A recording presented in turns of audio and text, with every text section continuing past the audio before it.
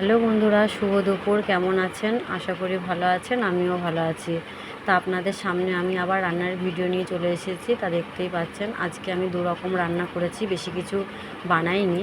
তা এদিকে আছে পোলট্রির মাংস আর এটা আছে পুঁটি মাছ বেগুন আলু দিয়ে ঝোল করেছি। তা এদিকে আমি পুঁটি মাছগুলো ভালো করে বেছে ধুয়ে নিয়েছি। তারপরে আমি নুন হলুদ মাখিয়ে নিয়ে তেলের উপরে আমি ভালোভাবে দু পিঠি আমি লাল লাল করে ভেজে নিচ্ছি। তা মাছ ভাজা হয়ে গেছে, এবার আমি আলুটা তেলের উপরে ভেজে নিচ্ছি। তা এতে আমি কালো জিরে ফোড়ন দিয়েছি, আদা বাটা, লঙ্কা বাটা, জিরে বাটা দিয়েছি। তা বেগুন দিয়ে এটা আমি একটু ঝোল করব, পাতলা ঝোল বানাবো আর কি। তা কে কে ভালোবাসেন একটু পুঁটি মাছের পাতলা ঝোল, তা অবশ্যই কমেন্ট করে জানাবেন। আর এদিকে আছে মাংস।